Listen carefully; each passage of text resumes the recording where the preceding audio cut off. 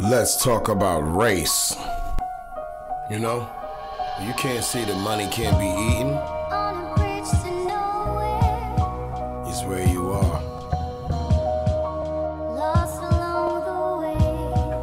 When you believe the history that assassins write, is where you be. Once again. But I got some help for you. Check this out. It's an escalator, world dominator, miseducator, boom, tune, walk to the devil's lair. This virus erases faces, contagious to all types of places. Gotta peel layers off, and it ain't gonna get done soft. Discussion can stave off the bussin', fussin', bum rushin'. Politicians filibustering ways to usher in eugenetic disruption. Won't terrorize those with open eyes, not dealing with fakes who just wanna sit around and theorize. Meanwhile in the street, another pair of police state hate-related victimized eyes lay lifeless, looking at concrete. Many topics, many ways to drop it.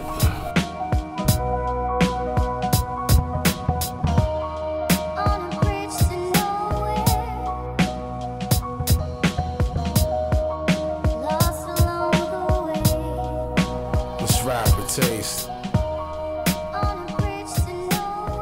Before it's too late.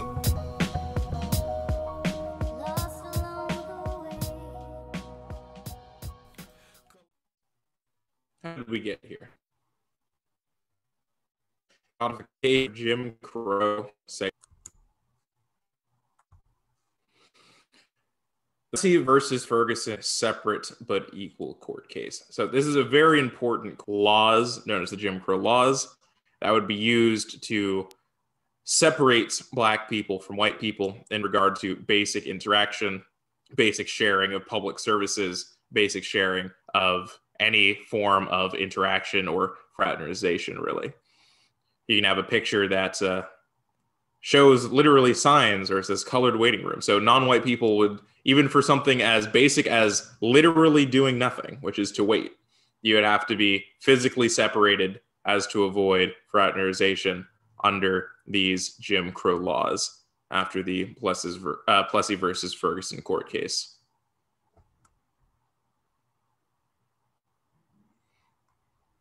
The Red Summer of 1919 is a very important moment as it would relate to matters of civil service, really. So in this time period, you have a lot of veterans returning from World War I, where the United States fought on the side of the Triple Entente.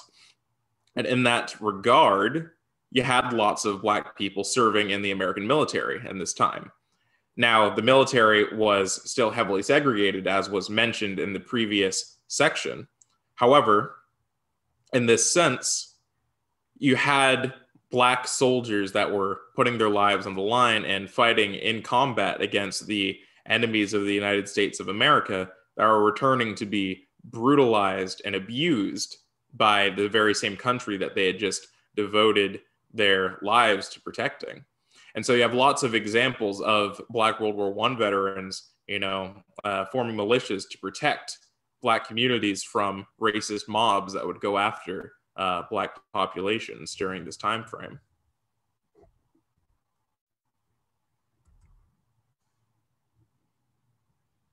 So you have lots of examples of Black communities and Black neighborhoods that were formed and were not only self-sufficient, but prospering based on just levels of internal economic interaction and investment of the Black people living there.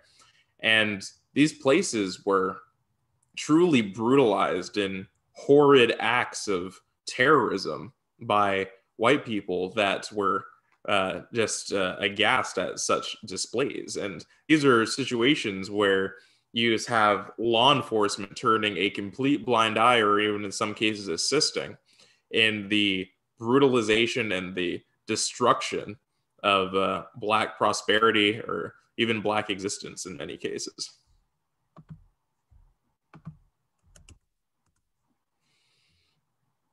So to dive a bit into the aspects of American policing, it's a very complex history.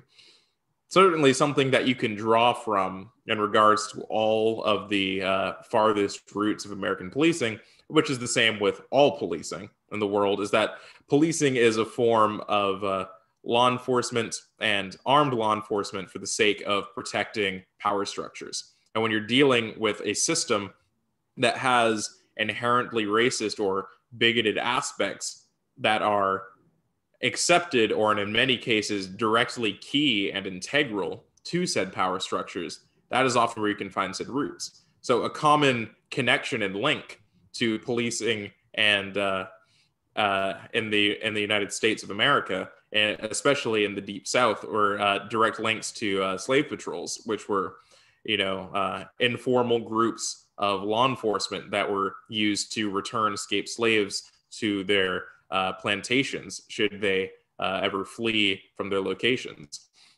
Other such examples to protecting the pre-existing power structures, one that was common in the Puritan Northeast, were local night patrols that would be responsible for monitoring and policing the religious dignity of their neighbors should they step out of line of the Puritan roots and traditions, branching into things such as suspicions of blasphemy or papery, as it would have been said at the time, or even branching to things such as witchcraft, which is something that's very commonly known to be associated with the history of the Northeast in the United States. So you can see that there's lots of roots that tie into these things, always about preserving very strong and in many cases historically corrupt power systems, including in many cases direct links to upholding slavery.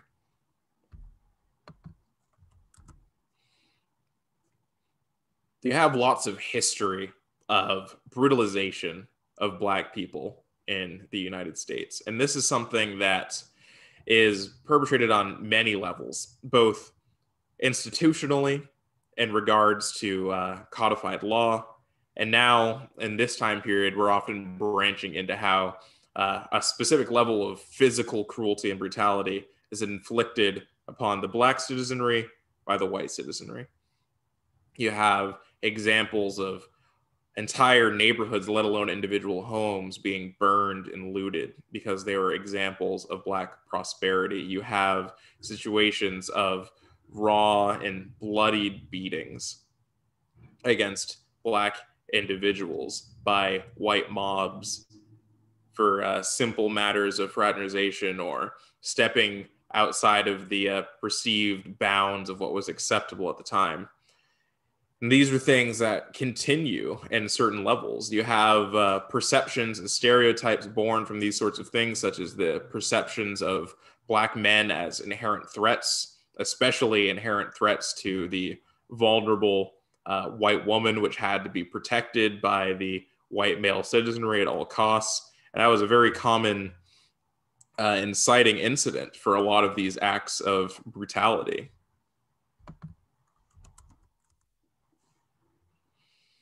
Lynching, of course, being the ultimate example and symbol of this, where you would have this particular symbology. You would take a Black individual and you would hang them by the neck until dead. And that's the bare minimum of what the technical definition of lynching is. It was often also associated with horrid and cruel acts of mutilation and embarrassment, even often emasculating the subjects in question in a very literal sense, not in the sociological sense.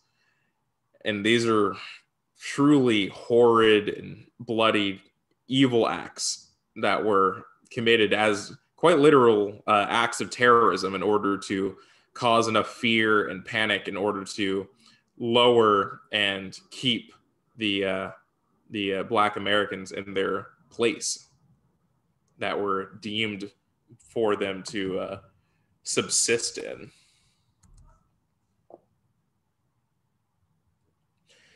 To move back into aspects of codified discrimination, governmental discrimination, the Social Security Act.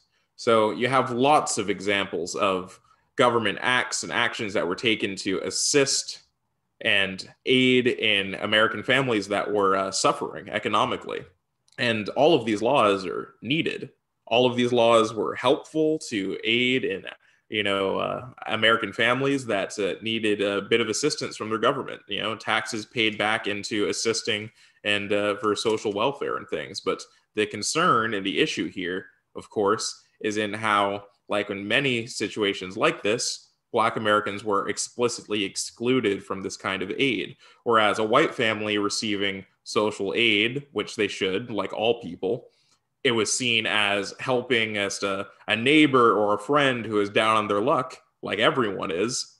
When Black people were seen as receiving acts such as this, it was seen as a cancer or a leech that was feeding off of the pulse of white America that didn't deserve to be aided, that weren't your neighbor, that weren't your friend, that weren't your fellow citizen, but an enemy that was taking from you, that was taking what you deserved.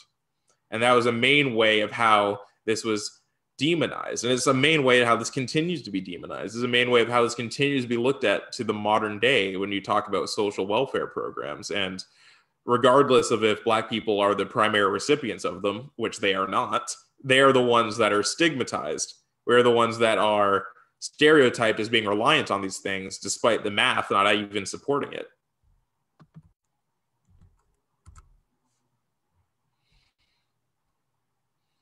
So to continue with the aspects of segregation in the military, as was described previously about America's segregated, continued into World War II. So you have lots of examples of continued standards of having entirely different regiments and roles that Black people weren't able to participate in, and things such as that. And that goes into World War II. And I had mentioned a few sections ago in regards to the Civil War about true causes of a war. They are often distilled both in propaganda and on an individual basis in the war, such as soldiers, to being about moral reasons. And I don't believe there is a war in American history that better exemplifies this than World War II, because the enemy of the United States of America during World War II, or enemies, Nazi Germany, Imperial Japan, and also fascist Italy, are all nations that committed horrendous war crimes against various people. In the cases of Nazi Germany, against countless minorities throughout its territory, and most famously and most emphasized the Ashkenazi and other European Jewish populations that were residing in Germany were horrifically massacred. In the cases of Imperial Japan, all across Southeast Asia and across China, there are lots of war crimes and horrific brutalities committed against them. In cases of fascist Italy, there are lots of war crimes committed throughout the Arab world, North Africa and East Africa. And so because of these atrocities that were committed by these groups, it's very commonly held that this war, World War II, and America's interaction and role within it was done for combat these atrocities, combat these war crimes. And that's very much not the case when you actually observe the facts of it, because these acts and war crimes were committed long before the United States got involved with it. So if that's what it was about, it would have happened then. It was about protecting political allies, such as the United Kingdom being on its last legs in its war against Nazi Germany. It was even more so about a direct attack from the Empire of Japan against the United States. And those actions in regards to protecting its naval interests, in regards to protecting its oil interests and stopping the Empire of Japan from advancing its oil interests, that dragged the United States into the war. And so all of this to show that often this is held in the minds of especially American people about how vital and moral this conflict was. And for some individuals, that may have been true, but especially in regards to how Black soldiers volunteered to fight in these conflicts, and how Black soldiers were often there when various camps mistreating these brutalized individuals were liberated, only to return to their country where they were continued to be brutalized against by their own fellow citizenry.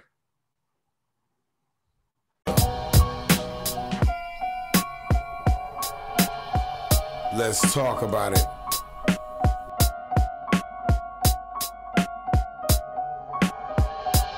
Let's talk about race.